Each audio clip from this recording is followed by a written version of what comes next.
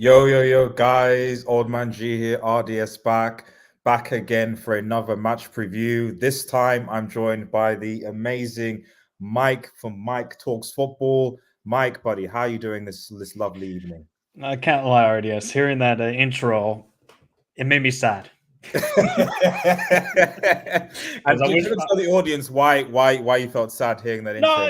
No, I don't need to elaborate it. If people want to find out why, go subscribe to Michael Talks Football. But that was actually a sick intro, by the way. I need to No, know thanks, man. how you made that because that is a sick intro. But yeah, guys, look, we're here for the Champions League, another Champions League match day 2 preview for Galatasaray against Manchester United, or shall we say the ex-Premier League players, because Galatasaray have a lot of those. And I'll just say this, Man United, be careful, be very careful. Yes. Yeah. So yeah, let's get straight into it. I guess first things first is that obviously Manchester United playing Galatasaray at home. For those obviously who were with a head in the sand, United obviously lost to Bayern Munich 4-3, which was ultimately quite a weird game, I think, in the end, with the way that things ended. But I think people can agree that Bayern ultimately deserved to win the game, and that was a good result. The Galatasaray versus Copenhagen game actually was actually more interesting when I watched it because Copenhagen were actually 2-0 up in Turkey. And from what I could see, they looked like they were in control. Galatasaray actually came back into the game. Maybe some of the Turkish guys. Copenhagen got a red card. Was that before or after they scored, though? Before. And then Galatasaray got 2 goals in 3 minutes. Fine. I thought they got the first goal and then they got the red card. But okay, it was before. Okay, fine. So I think that's interesting. There's an argument to be made where if Copenhagen had stayed with 11 men, probably they would have seen yes. the game out, I think. So, but fair enough. They obviously, the mentality they kept on going. But, I'm going into this game and you're thinking, okay, United are at home. I don't think Galatasaray necessarily travel well. Yes, okay, they've got Mertens, they've got Zaha, they've got Ziyech, they've got players that can cause problems. But I'd like to think that at home, with the players United have, especially with certain players coming back, obviously Anthony is going to be back. Mainoo, who I really want to see is actually training, is back as well. So that's very good because I think that the midfield options go from having to rely on Scott McTominay to okay, no, we've got a player that can come in who's physical, who you can make some adjustments of Castman, Amrabat, etc. So, but I mean, obviously, as Mike has guest on channel, what are your thoughts? I think or expectations. I think going into this game. I'll first say this, RDS. The manager for Galatasaray, his name is Buruk. Now, a funny story. Do you know when United last played a Turkish club? It was like 11 years ago. I've said this. Like I think it was the last. No. Wait, that was in Galatasaray 11 years ago. Yes. Do you remember back in COVID what happened when you went away to Istanbul and you played a team called Başakşehir? Istanbul, but yeah. And do you know who the manager was for Başakşehir? It's this guy. Oh man, of course. So see, like we got the narratives building. But Galatasaray have been a really interesting team because obviously, you see the summer signings. They get Rabi, they sign Icardi on a permanent. They bring in Zaha and Ndombele, Sanchez. Obviously, Premier League fans don't rate these guys anymore. They don't rate Ndombele. They don't rate Sanchez. Zaha, we could argue he could still be playing for a Premier League club, but he decided to go play Champions League football, and I highly respect it. And that's, I think, why a lot of players wanted to join Galatasaray. I think watching Galatasaray twice this season, I saw them play Molde away and home, and then also the FC Copenhagen game. Yeah, they got a great attack. I think they create a lot of chances, and that's sort of how they want to play with Buruk. Is they want to be very much on the front foot. It's not just okay, we're going to play a long ball towards Icardi and Icardi create the magic. They want to get their wingers in isolation, They want to get them in one-on-one situations against the fullback. So whether it's going to be Tete or Ziyech who's going to start, most likely going to be Zaha. I think that's what they really want to do. And then you obviously got Dries Mertens, you got Rabi, you got Lucas Torreira, remember obviously the former Arsenal midfielder. Yeah. But the one thing I've realized with Galatasaray is that the balance that they have between the midfield and defense, there is no balance. It's like the Red Sea. You can just go through it, and you're through on goal if you're an opponent. Molde at home against Galatasaray, They had so many they could have easily won that game, but Okay. Galatasaray took their chances and Molde didn't. And then at home, Galatasaray kind of controlled the game until like I think it was the last 20 minutes, and then Molde started creating chances that they knew they had to attack more. But I think this is going to be an intriguing game because I'm more interested to see how United kind of set up in this game. Are they going to be a bit more defensive? Because over the weekend, how much possession did you have? Like 75% against Yeah, Palace? that's the most. Yeah. Cool. I wonder if Ten Hag and he looks to the players for Galatasaray and Galatasaray over the weekend. They destroyed their opponents. They had almost 40 shots. They had 40 shots on goal over the weekend. So they know how to play with possession. Mm. I kind of worry for Galatasaray, maybe out of possession. How do they do? Can they be defensively solid against United? And I know, a lot of United fans are going at Rashford and Bruno, but if you give these guys time to pick out a pass or get them in one-on-one situations, they can hurt you. So that's going to be, I think it's more intriguing to see how do you think Ten Hag is going to set up? Do you think he's going to be a bit more cautious because it is a Champions League game, or is it going to be okay? 70% ball possession. Let's suffocate Galatasaray in their own half and then just create chances from that.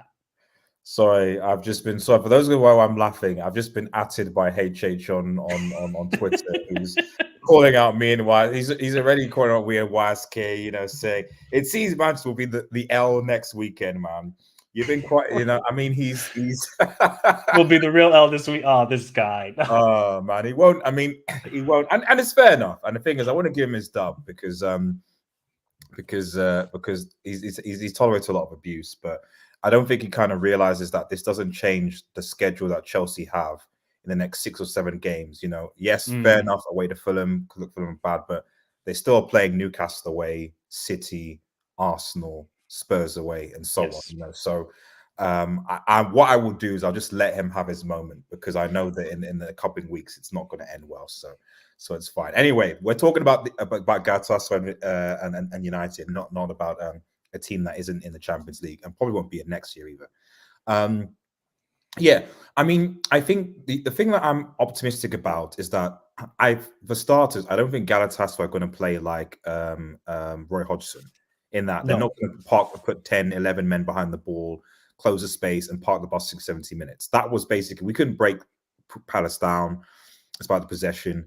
Whereas I think that they are going to give us space, which will be a massive advantage to us.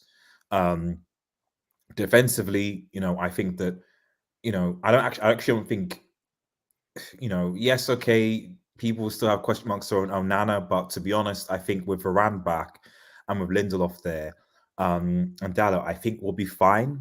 I don't expect us to sort of concede sort of that many chances, especially with Amrabat, who's obviously a makeshift left back coming into the midfield. I think that'll probably give us. I think it's interesting when you say that the connection between defense and the midfield isn't there.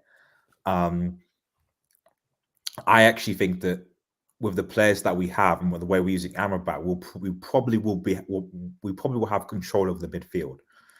And I think when we have control of them, which I suspect we will have, I think it'll be an easier game for us. We just need Rashford, Hojlund, whoever's on to basically just put away their chances. That for me is the biggest concern. Not so much that United won't have control of this game at Old Trafford, but that can Rashford, can Hojlund, can the attackers do their job? We'll see, basically. Casemiro's got to have a good game though, because what I've seen from Casemiro this season has not been the greatest, and obviously he's going to go up against most likely probably Dries Mertens. So he's got to really. Casemiro's got to lock down on Dries Mertens. You cannot allow that guy find the passes, finding a shooting range. Like this guy, we know Dries Mertens. Obviously now he's older and he doesn't have the legs to cover ground, but the quality is still there. You cannot give these players opportunities. And I don't know, RDS, does Zaha usually perform against United? Because obviously he's a former United player. Well, I mean, the thing is that like he would always have to go up against Wan-Bissaka. And you know how that ended. So the Wan-Bissaka would win. But Wan-Bissaka wasn't here. So that's where it gets slightly problematic. Not that I think that Dalot has actually been all right, but yeah, Dalot I think is going to have a really good game. although I'm a little bit worried about how Tide is coming. I think there's some people that are thinking that would rather Dalot play on the left and play Lindelof as the right backs. He's played there before. And then who comes in at center back? So you play Varane Maguire. So you could do that, or Varane, or Johnny Evans. I mean, I'm not going to lie, you know. So I actually think that Johnny Evans in the air and passing wise is actually all right, you know. So we probably could have used his ability against Crystal Palace, but yeah, that's what some people are saying. Do that, and then you can then play Amrabat and Casemiro in the midfield, or if you want, you can start with Casemiro and Amrabat, and then bring on Mainoo or Hannibal in place of Casemiro, and then play Amrabat where number 6 is. That's something that we could do, but I think I would suspect that Ten Hag wouldn't want to risk playing Lindelof at right back, but it's something that possibly could especially going up against Zaha. You don't want to get him in one-on-one situations out wide, especially. Exactly. So I think that what I suspect is, if we do get an earlier lead, if we do go ahead, etc., he might go back to the system. But I think initially, no, he's going to want to play Dalot there as opposed to Lindelof. And the thing as well is, though, you know, if Galatasaray are losing, I mean, they got options off the bench. That's the crazy thing. You know, they got players like Sergio Oliveira and Ndombele, Tete, who can come off the bench. I think Tete came off if my memory serves me right, he came off the bench against FC Copenhagen and then scored a ridiculous volley to equalize the game for them in that Champions League match they won. But I think it's really sort of intriguing how Galatasaray have they didn't spend a lot of money. Like, a lot of these were free signings, so they spending a lot on the sort of salary.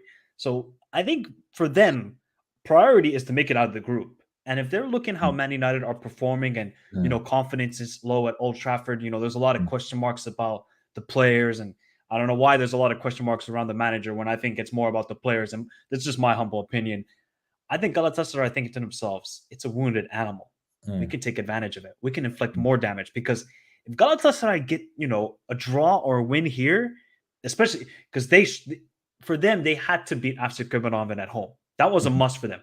And with the way they performed defensively, especially, I'd be like, okay, now you kind of need to get a point away. Then you still got Man United at home. What was it, match day 5? I'm really like, I think it's a must win almost for both teams. Although Galatasaray will be much more happier with the point. I think if United draw this game, that's going to be more sort of more question marks around your team then. Yeah, absolutely. I think that this is, you know, I think also, given, you know, where Manchester United are in terms of confidence, you know, this week for me is almost like do or die, not do or die, but closer to a die for this season. You know, Brentford, you've got 2 back-to-back home games, Brentford at home and Galatasaray at home for different reasons. You've had 4 straight home games. Yeah, exactly. You know, although I hate when you play the same team back-to-back twice. Yeah. I always feel like that's so. I'm not making excuses for the Crystal Palace loss, but it's always dodgy when you already show the manager how a team is going to play and how a team is going to line up, and it almost gives them time to be able to adapt. And I suspect that maybe there was an element of that at the weekend, especially because Roy Hodgson rested a lot of his players for Palace, because, you know, he's got no interest in the EFL Cup. You know, he needs to survive. He doesn't want to get players injuries, etc. No. But yeah, you know, I think that if United do go on ahead and beat Galatasaray, then suddenly, you know, realistically, Bayern Munich are probably going to pimp slap Galatasaray home and away. You know, when they're playing them back to back. Away, maybe not. At home, they should. Oh, you think that Bayern? But I mean, RDS, we've seen many years in the past, like, right? I'm kind of old. I would say I'm kind of old, and you're kind of old as well. Like, we've seen Galatasaray in the Champions League. True. No, not a lot of teams go away and get a result there. Like, I can only remember like Arsenal when Ramsey scored that ridiculous volley, and Real Madrid. That's like even Barcelona was it 2 seasons ago in the Europa League. I think they got a 1-1 draw or narrowly won it 2-1. So it doesn't matter what team goes there. Just that atmosphere and the crowd and everything just gives, I think, a lift to the Galatasaray players. So that's why I'm saying, if you don't win this game and going into match day 5 and you're going away there, But I mean, they were 2-0 down to Copenhagen. I mean, that could be in the Yeah, flu. I mean, they did have some chances. I think if I remember, Icardi hit the crossbar in the first half, so they did have chances. It's not like after Copenhagen were like dominant and everything. Like Galatasaray controlled the game, but they found it very difficult to sort of beat the low block of FC Copenhagen. That was the sort of issue.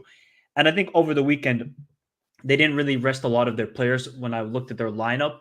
Okay. But I would keep an eye on the right back Bowie because he's a very good right back. He's going to try and get a lot forward, and he did score in match day one a ridiculous volley. So I think that's another player to watch out for because he will try and be involved in the attack. He'll probably do an overlapping run for either will it be Tete or Ziyech out wide. So Man United fans, keep an eye on the right back Bowie because he's a good player for them. Yeah. I think that I mean, if I was to predict the United starting 11, obviously Onana's going to be in goal. I suspect the side is going to be similar to what the side that played against Crystal Palace. So you're going to have Dalla at right, you'll have Varane and Lindelof as centre backs. Then you'll probably have Amrabat. I think the midfield is interesting because in the midfield he played Casemiro, Mount, and Bruno. There's a part of me that feels like he's not going to do that this game. I don't think he's going to play. And then, of course, Anthony's back. So doubt he starts, though. I don't know. But he didn't get any minutes against Crystal Palace, right? He didn't, but he's had, I think, 2, maybe 3 training sessions. Okay. So I don't know. There is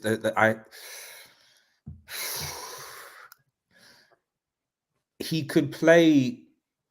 Obviously, Bruno probably bring in like Hannibal, and then play Mount on the right, and then bring on Anthony. But I don't know. There's a hunch in me that says that he's going to start Anthony. I don't know what that is, but I just have a feeling that Anthony, he likes Anthony as a player, he's his player. Yeah. And usually when a man's under pressure, he likes to play and involve his guys. So I just have a feeling that if I was to predict, Casemiro will play. Hannibal, I think, will come in the midfield instead of. So essentially, I think Mount will go to the bench. Okay, and He'll then play Bruno, Casemiro, Hannibal, and Bruno, and then Anthony will go to the right. Hojlund will be in the middle, and then Rashford, who he doesn't want to drop, will probably go on the left. Would you drop Rashford? Yes, I'd drop Rashford and play Martial with Hojlund. Because Martial with Hojlund, I mean, obviously, and play like a diamond then, or what's your thinking with that then? What because Martial out wide? Nah, not in 2023 RDS. He's much. I think the thing is that like I feel that Martial as a winger is much better. I mean, it's because he's less selfish. 2 things: one, he's not selfish. He'll actually look for Hojlund to actually create chances for him, and 2, Martial actually still likes to dribble and take on players. That's true. He still dribbles to come into the box. Rashford tries to, but his decision making is just bad. That's all I can say. It's just bad. Like I would, if Rashford had better decision making, it wouldn't be a question. But Martial on the left, simply purely because he's not selfish and his decision making is better than Marcus Rashford. So if it was up to me, I'd put him there. I still think Garnacho isn't a starter yet for United. I feel like Garnacho is like an impact player, so you bring him on at 65 minutes, etc. But I don't necessarily think he's a starter as of yet. He's not done enough for me to want that. So yeah, if I had my way, it'd be Martial, Hojlund, and then you can bring in you could bring Anthony there, or well. I say I'm thinking I've completely forgotten about Palestri. Palestri's there. Did he start over the weekend, Palestri? Yes. No, wait. He didn't. Mount Bruno, Custer. Yes, he did. He did. But he didn't have a good game. No, I think he had. No, I think he had an okay game. So, but the thing is that what I noticed was that they were. Even though we didn't have a natural overlapping fullback, we still kept on going down the left-hand side. So it was almost like the plan was get the ball to Rashford and dribble. And let him create. and let them create. And I was like, why don't we go down the right-hand side where an actual fullback can overlap with Dallo and give the ball to Plestri and see what happens? We spent a lot of our time going down the left. So I feel like that his side wasn't particularly used. And that's my worry, I think, going into this game, is that it'll be a similar thing, which is one of the reasons why I would rather have Martial, because at least Martial from an intelligence point of view will be better. But I don't know. I also worry that Ten Hag is doing an ollie and that Rashford is actually injured, because I've seen this happen before where, like, and you know, you saw it with Lisandro now. It's like, oh, why is Lisandro not particularly as good as, you know, we saw in the first few games? Why is he not particularly good? What's going on? Well, we now know, because he was playing for a fractured metatarsal with painkillers, and now he's out for 3 more months. You know, so, and I'm a doctor, you know, so it's like, so you could have done the job then. Guys, man, like, just, or at least tell them. It's just like, I'd rather. I think it's the transparency. It's just like, no one is going to cuss Martinez or the coach of the staff if you're like, listen, Varane's out, Martinez out because of a mental comfort. You have to play Evans and Maguire. If we concede 2 or 3, it is what it is. We don't have any other options. You just got to play what you have in front of you. That's it. It's unfortunate injuries. Liverpool had it last season, I think, seen before, you know. But then to play through a significant injury, at the end of the day, all you've just done is exacerbated it, and now you're out for 3 months, and it's much worse. But who would you blame more in that situation? Would you blame more the manager or the player? Because clearly the player knows he's not fit enough to play, and he's, you know, carrying an injury. But that's the thing. It's like, I don't know. Part of me is, I don't know how, because I don't really know a lot about sports medicine, like in especially at the higher level sense. But I'm understanding, if I compare it to other sports, especially when you look at boxing and things, because that's why I do box medicals and stuff, is that what you find is that there's a lot of pressure coming from the medical perspective, is that there's a lot of pressure from the players and the management team to give the okay as soon as possible. So, and as a medic, what you often find is that you have your advice, but you can't enforce your will on people. You can say to people, this is my advice, this is what you should do, I'd advise you do this, and not come to, but the players have the autonomy to take your advice or not. So in the case of Lisandro, maybe a medic is coming and, listen, I wouldn't advise you going back. But Martinez be like, but I need to, and the manager's like, the team, and it's like, okay, fine, okay, you know, how do you feel? Take painkillers, see what's going on.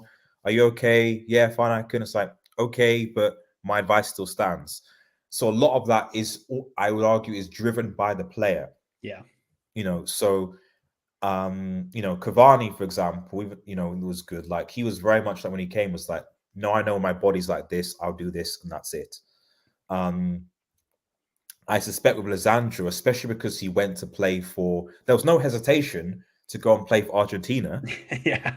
He was like, right, you know, I need to go play the sort of, I need to go back home. I need to go back home. There was nothing, you know, so I suspect you know, the manager probably didn't help, but I also suspect the player was like, I want to do whatever I can, and obviously it exacerbates it, which isn't really ideal, you know. So, but yeah, if we kind of go back more to the game, I think, because Galatasaray haven't lost the game since April. Yeah, wow. I don't think they haven't lost. So they're going to be in confidence heading into this matchup. And it's not like they have players who they've never played Champions League nights. I mean, there's so much experience on this team. Obviously, for Zaha, I don't. He probably played like maybe 1 or 2 Champions League games for Manchester United. But Icardi has experience. Mertens has experience. Ziyech has experience. Muslera, the goalkeeper, has experience. I don't think Lucas Torreira, I don't think he played for Arsenal when they were in the Champions League. No, I don't think he did. And Demi-Rabi has played Champions League. So this is not an inexperienced side where when they hear the Champions League music, they're going to be like, oh my God, shivers. We don't know how to really prepare. You know, is this too much of a moment for us?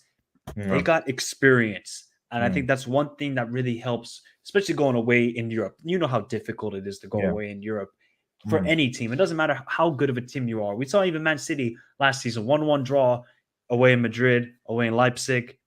I think it was 1-1 against Bayern as well in the quarterfinals. So it's difficult to go away from home. But when you have the experience and the manager has also been in the Champions League, they know how to deal with this situation.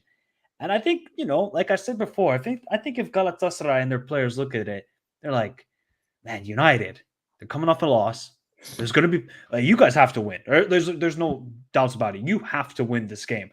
And the Galatasaray are like, okay, if we can get a point here, if we can get 3 points, United then really are going to just sort of crumble. And then, they got to win both games against FC Copenhagen, where if they drop even 1 point in those 2 games, then, Man United are really looking at maybe returning to Thursday night football. So I think for Gala, calm heads, but also understanding that they have to play their game. And I don't think they're going to go, crazy with possession and try and play 50-50 against United. I think they will go in moments to control the game, get their players involved, the players that they need, the Dries Mertens, Lucas Torreira, and whoever else starting next to Lucas Torreira in the midfield.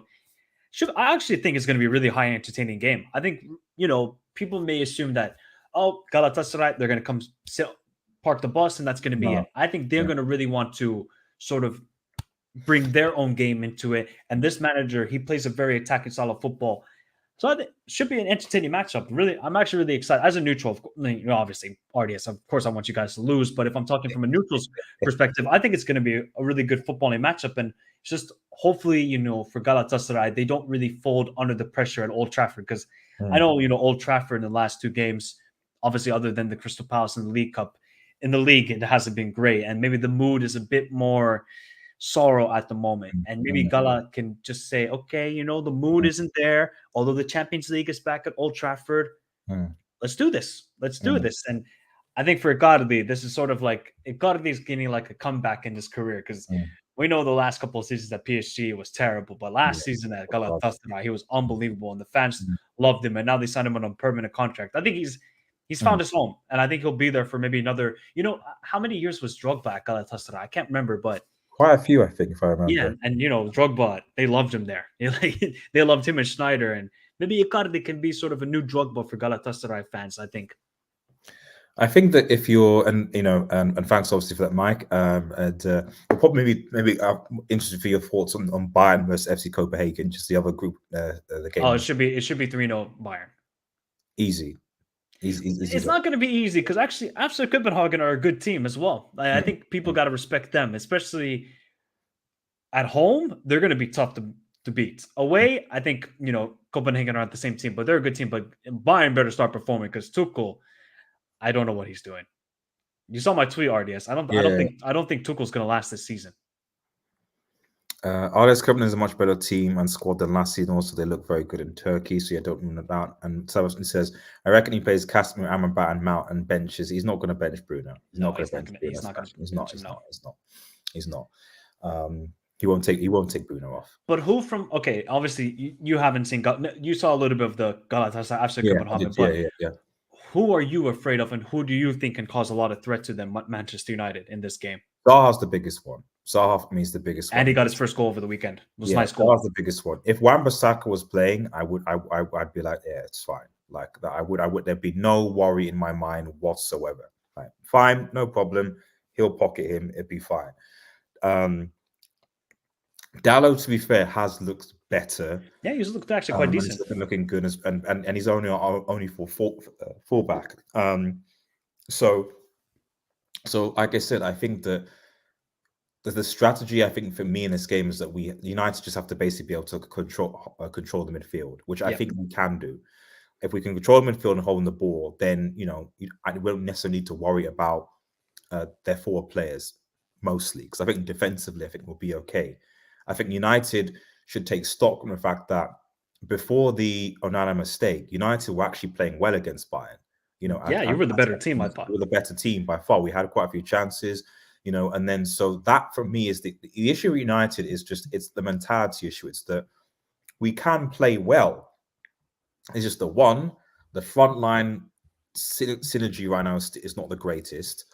But 2, more importantly, the mentality. You go down, what happens? What are you going to do? And that's, I think, the worry for me is that if Galatasaray score first, are they going to now sort of go, oh, right, okay, here we go. Shoulders down, head down. and so on. So I think if United get the first goal, I think that United probably win the game, because that will give them the confidence to move on, go forward, etc. Because I just think that United will probably have more of the possession in this game of the midfielders that we have. I'd be really, if Galatasaray get the first goal in this game, I'd be worried if I were you. Yeah.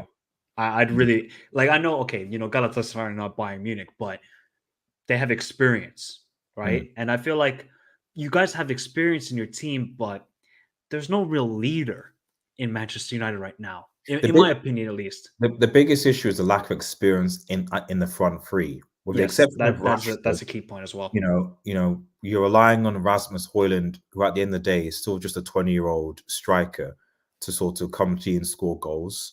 Who was just playing in Austria last season. Exactly. Even Palestri is still not he's not a senior sort of, although obviously Anthony will be around, so we'll see what happens there. And then, Rashford's not young, but I mean, Rashford is the only one and he just doesn't seem to be in form right now. So, the experience is almost elsewhere in the pitch. But, we'll see what happens. Shout out to Detroit Rock City in the chat. It says, man is an average team with all due respect, and that's why Tuchel got blood on his hands. I mean, shout out Detroit. I don't disagree with that. The only thing I would say is that the Manchester United side that you played was a much changed side in that game. We must have had at least a good 6 or 7 of the first team players out in that starting lineup. So yeah, I still think we probably would have lost. But if I'm honest, I expected, given the amount of first team players that are out injured, for Bayern Munich to have dominated the game more. 100%, I agree. And the fact that it took a mistake from Onana to kind of unlock the game, yeah. And even then, the final result, I know you guys deserve to win, but it was 4-3. You still conceded 3 goals at home somehow, So yeah, Tuchel, I think, yeah. I wouldn't be surprised if Bayern drop points somewhere else in this group. They shouldn't, but they will. I wouldn't be surprised if they did. But what if, I was just about to say, so what if Galatasaray beat you guys? Well, how are you going to look at the outlook of this group then? Oh, it's over. It's over. It's over. That's it. After match day 2, it's over. Yeah, it's over because well, I think the first even you still got 2 games against FC Copenhagen. I know they're improving, but you should still beat those. Yeah, but then you're relying on going away to Turkey and then Bayern Munich. You've got to get something from those games. Okay, yes, Bayern Munich could slap Galatasaray both legs. So but the thing is, even if Bayern Munich, they'll have 4 points by the time we meet them. United would have had obviously 0 points from the first 2 games, could be 2 L's, and then you need to hope that you beat those 2. So, you need to not lose, but for me, you win. If you win, you have another home game against Copenhagen, so it's a momentum thing. You beat Galatasaray at home, then you could go and beat Brentford at home, and then after that, you've got Copenhagen again at home. So, do you have Man City before that game against FC Copenhagen? Sorry, no, it's Sheffield. There's Sheffield United away. Okay. Sorry, it's Sheffield United away, then Copenhagen at home, and then Manchester City at home. Yeah. So do you have a tough schedule? So is it a tough schedule when the Manchester derby comes in, and then you have a tough run of games? Or is it average? It's a bit average, yeah, because we've got I think we're playing Luton at some point, and then Everton, and then maybe Fulham. So actually, not depending on how those. So really, this is where your season can start. Okay, I know obviously there's a lot of news about United, and so many content creators have Ten Hag and question mark. I think this is now a turning point for you guys. Like, if you cannot get a run going here, where does it start then for your season? I think that's really going to be a key. So this is the turning point for your season. You got to start picking up results after the embarrassing result over the weekend and losing at home to Crystal Palace. I think you really now win these next 2 games. Good momentum heading into the international break.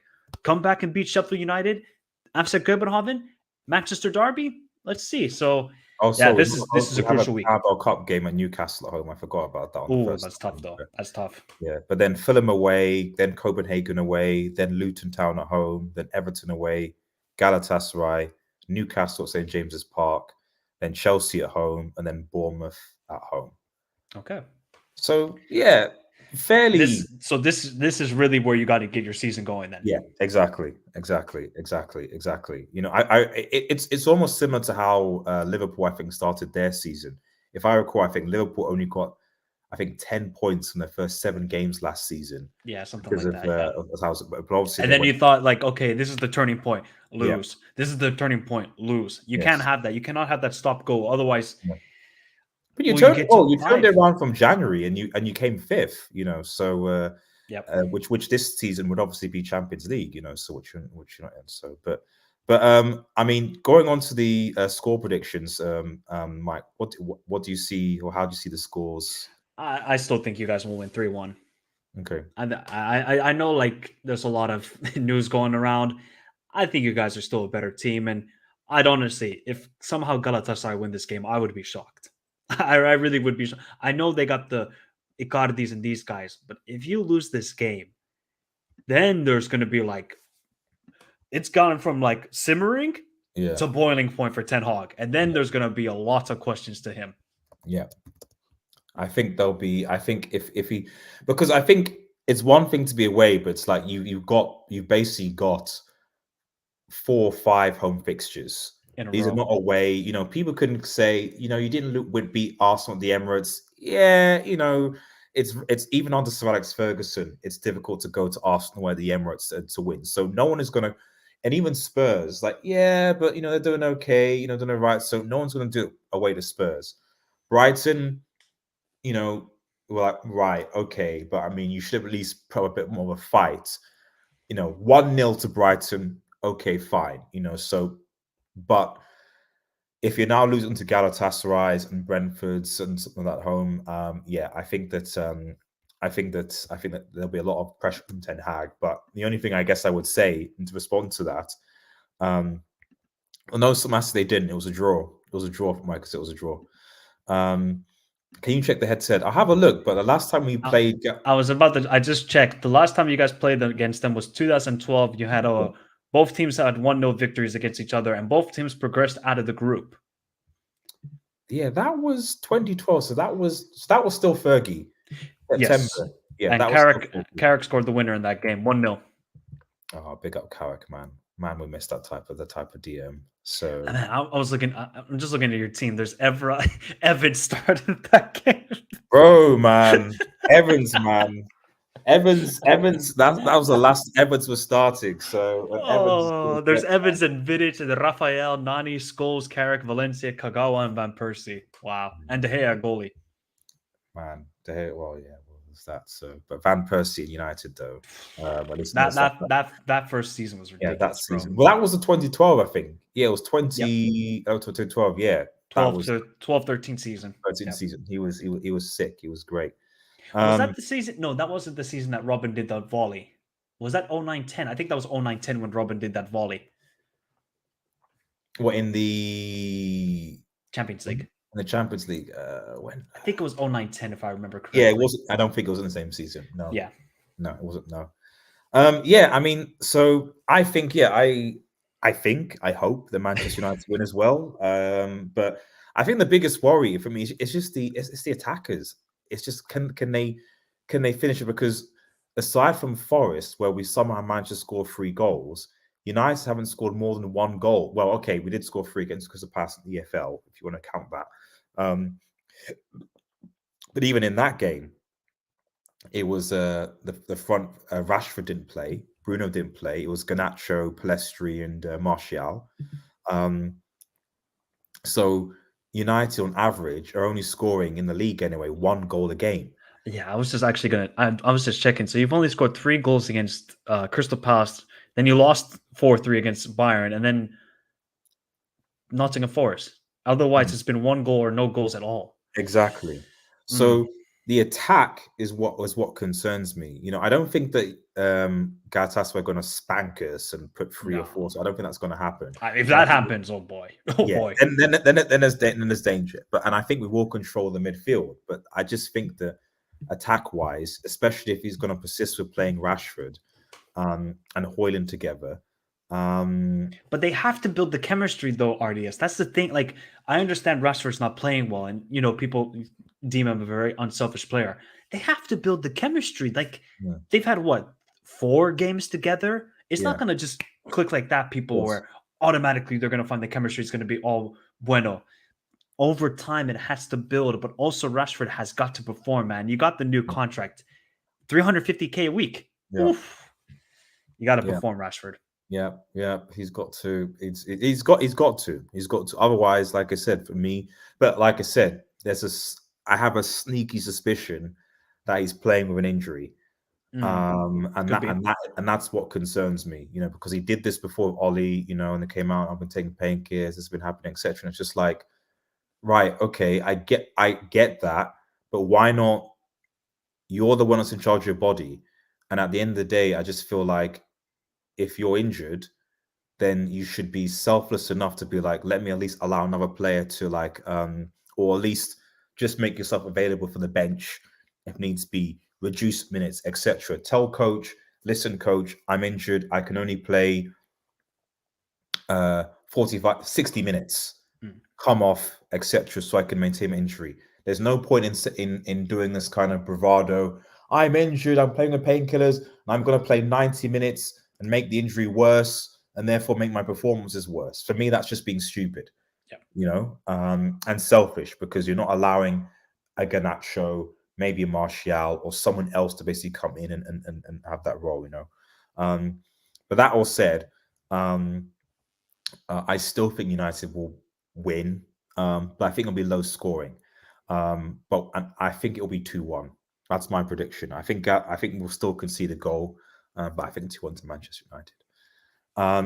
Just before we round things up, just final thoughts on just generally on so you said that you think Bayern will be comfortable. Yeah. Any other key games in the Champions League this week? Do you think? Napoli, Real Madrid. That should be a good game. Really should be a good game. Could Osimhen be a future Real Madrid striker? Maybe, and he can show that against Real Madrid. Other than that, I'd keep an eye on. What's another good game? Atletico Feyenoord. That's a sneaky one, people. Keep sneaky one, because Atleti, they're a good team, and we saw Feyenoord. They're also a very attacking team, want to press high up the pitch. So I think that's going to be a good matchup. We actually have a lot of decent, and Newcastle PSG. Yes, that's going to be. Yes. I think Newcastle are going to win that game. By the way, but Mbappe's playing though, isn't he? Mbappe's available. Yeah, but Trippier, man, I think Trippier can hold it down a little bit. Down. That's interesting. If Trippier locks him down, I just want to see Dan Burn versus Ousmane Dembele. But I think, is Isak injured though? I think they lost Isak. Did they not? Did he get injured over the weekend? I hope not. I'll have to check. Klopp says Zaha laughed every time Manchester United was mentioned in the press conference. Should we be afraid? I mean, I'm not going to lie. People forget Zaha was an ex-United player. Yep, and it'd be much better than a lot of what we have now. He did come off the 96th minute. Okay, that's not good because Callum Wilson is injured as well. Yeah. I didn't think about that. I'm not sure if Isak is injured. I'm not sure where the goals are going to be coming from. But we'll see. Our PSG drew with Foot. Yeah, I'm not even going to say the full club's name, Foot. But the thing is, they did the similar thing when they played Dortmund, where they lost to Nice. I think it was Nice 3-2. It's true, and then but Dortmund were terrible that game. Exactly. Dortmund were bad. Dortmund were garbage. They were so bad. Dortmund. That's why I think that Newcastle, at the very least, will get Europa League. Yep. Because I do think they are better as a team of squad than Dortmund. Dortmund are trash. It's just. But what's funny? They haven't lost a game in the Bundesliga. That's the hilarious thing. But even when I've seen some against the Bundesliga, they're not. No, that's they're not playing well at all. Yeah, they're not playing well. It's like I'm not. I almost feel like it's false. Like at some point they're going to be found out, and they're going to Yeah. just sort of It's not sustainable. No, exactly. No, it's not. It's not. I feel the more we hype the game, doesn't do it. Yeah, I actually don't think this is going to be particularly. I can't handle losing to. Yeah, I mean that would be funny if we lose to Palace and then Zaha basically then just dunks on us. Yeah, I don't think that's going to be. And Desert Toon says Joe Linton and Botman are out. Okay, so that means Botman's out for a month. Yeah. Yeah, so that means that Isak is okay then. I think. I presume then, yeah. So then defensively, so if they're not playing Botman, they're going to play Dan Burn and then who? Lascelles? Yeah, Lascelles and Shar. I mean, they are playing better since the Brighton walloping that they got. Yeah, no, there's more cohesion, you know. So like I said, if Newcastle can get anything from this game, even if it's a point, I think it serves them well because But you got to think, RDS. It's going to be the first Champions League game at St James's Park for what 20 years. The crowd is going to be insane. Yes, so true. I think that they can really use that. Like obviously, you know, in a Premier League game against Burnley, it's going to be like, okay, cool, we're here, guys. Champions League. When that music hits, that crowd is going to go insane. I cannot wait. Yeah, no, exactly. I mean, I'm the only thing is I wish I could get tickets. But ever since the Saudis took over the club, it's almost impossible to get tickets to the Newcastle game, which is mildly frustrating. Is it expensive for a season ticket? I can imagine the waiting list is quite long. The waiting list is horrendous. Like I said, Newcastle are whatever people say. Newcastle are like they're quite a big club. Well, they're the only club in Newcastle, so. Well, you do have like there's surrounding towns, so Sunderland, which is Sunderland, Hull, and Middlesbrough, yeah.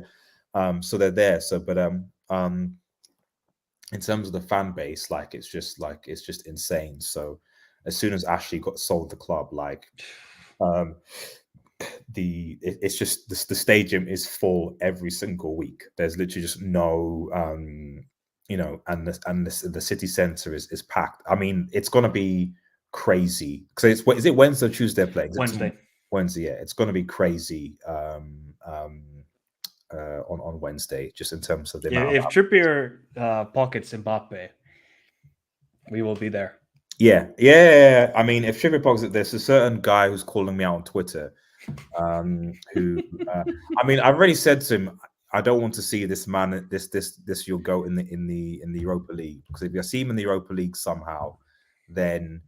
We'll have to have a conversation. I do think PSG will go through. Yeah, but, I think they'll win the group though.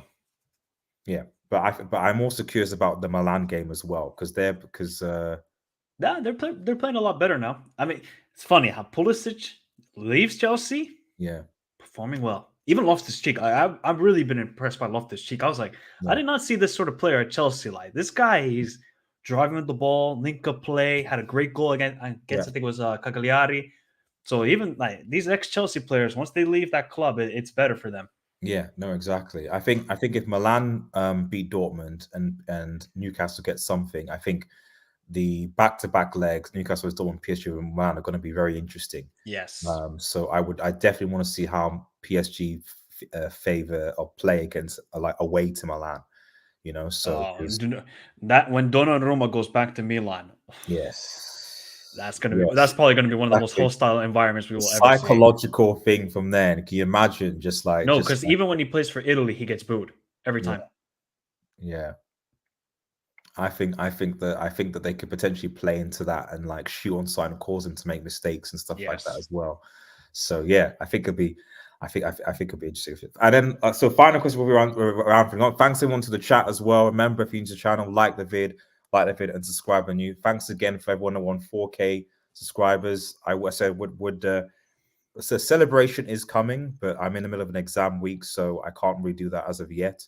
But thanks to everyone who's obviously subscribed to the channel to get the 4K. And big up Mike, who's I think you literally just recently passed 7K. I think. Yep. Right. 7K. So if you haven't subscribed already, make sure you head over to Mike's channel, Mike Talks Football, and head over and subscribe to him and give him some love. But yeah, final question, Mike, is like, When do you think Liverpool will be back in the Champions League? Well, I was actually expecting the question of how do you feel about Thursday against your opponents, and then you'd be like, Yeah, oh, just you're playing this sort of stuff. Nah. I mean, you're gonna baptize them. Let's be real. So you know what's funny? I know a person who's playing on that Belgian team that's playing on Liverpool. There's a Finnish guy. Oh, you know Yeah, personally. I know him personally, so should be funny. I told him I know a friend of a friend who knows the guy, and I told him just tell him to score a goal because we need some Finnish prop in Europe this season. But in all honesty, I expect Liverpool to be back in the Champions League next season, especially with top 5 getting it. If Liverpool don't get it, I think that would be really a bad season then. Yes, yeah. But with the way they're playing, VAR decisions aside, I think they'll be fine. I think you're right. My team, on the other hand, well, we'll speak about that later. Ardius, just don't remember all the stuff you gave me in the summer. Yeah. When's the draw coming? I know. Thursday nights. Oh, if you drop down to the Europa League this season in the group stage, oh boy. Although I don't think so. I think you guys will still finish second in this group, but if you lose this game, then you're really making your life difficult. Because I remember when you guys lost to Başakşehir, I think you won your first 2 games before that game. And when you lost to Başakşehir, then the tide started to turn. It was weird. It was like we beat PS. We went away to. I think we were like, oh, this is going to be difficult because it was PSG and Leipzig. Yeah. And people said United aren't going to qualify. But then Ollie beats PSG away, and then we just destroyed Leipzig at it was 5-0, like 5, and that was Nagelsmann. So we're like, hang on a minute, we've beaten Tuchel and we beaten Nagelsmann quite convincingly. Oh, of course we're going to get through this group. It's going to be fine. Then we went away to Istanbul, and then it was like, wait a minute, we lost. It's like, okay, fine, okay, well, we shouldn't have, but right. And I think then we beat them when they came back to United, but we had 9 points, and it was like, okay, you need to get a point from the last 2 games to get something.